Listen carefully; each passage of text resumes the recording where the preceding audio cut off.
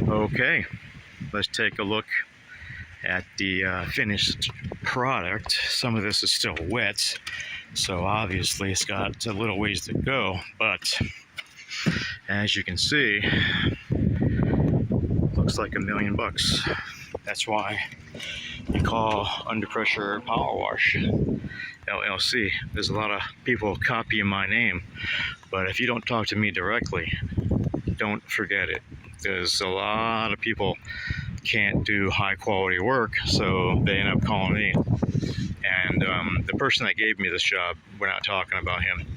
We're talking about others who are taking my name, riding off my coattails, and trying to steal my work and steal my business.